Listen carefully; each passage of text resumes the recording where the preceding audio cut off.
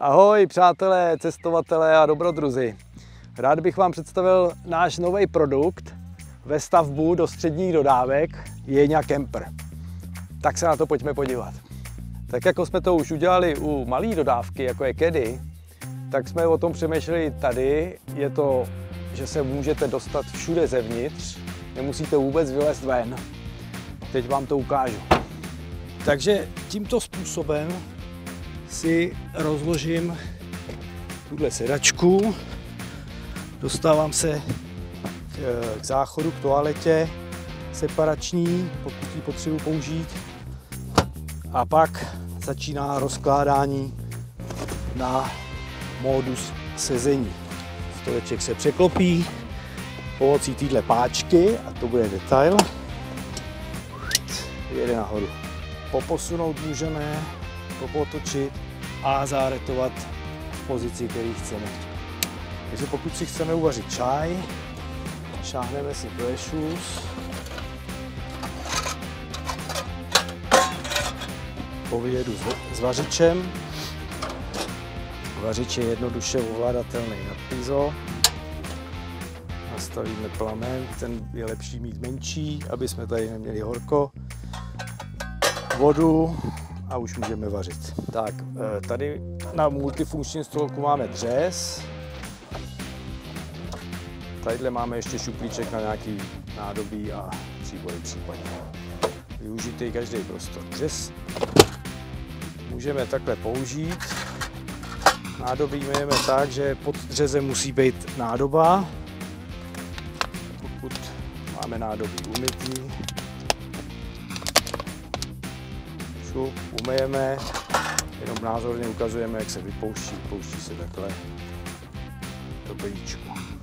A teď si můžeme vyndat chlazený pivko z lednice. Ve stavbě Jeňa Camper má tu výhodu, že se všude člověk dostane, nemusí vylízat ven, buď se to vyšoupne kontejnery takhle, šáhni si takhle, anebo můžu, když spím, se do toho dostat ze zhora, protože všechny lavice jsou vykápěcí nahoru.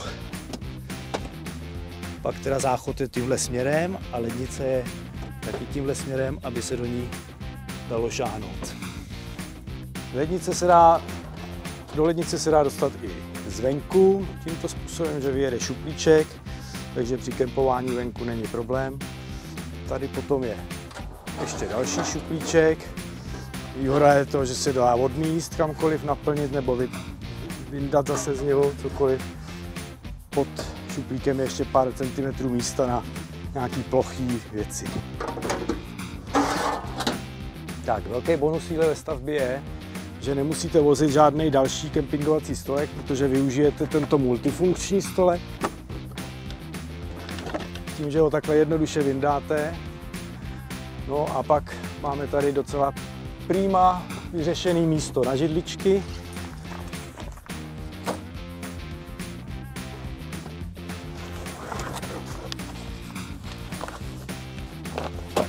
A už se dá prostě debužírovat, kempingovat venku, vařit nebo případně i mejt nádobí.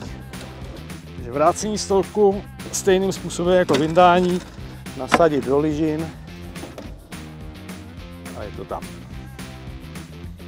Je potřeba si otočit stoleček klikou dovnitř a pak zevnitř zaharetovat a může se to předat na spaní. Stolek zatlačíme, zaharetujeme ve spodní poloze, otočíme desku, nasadíme madrace a spací plocha připravena. Už jenom sklopit sedadla a nasadit polštářky. V podstatě všechno se dá udělat zevnitř. Takže dítě do 150 cm spí na této části. Má to připravený. A druhý dítě spí pod volantem na speciálně udělané madračce. Dělá se takhle jednoduše. Teď ten volant rozloží. Tak.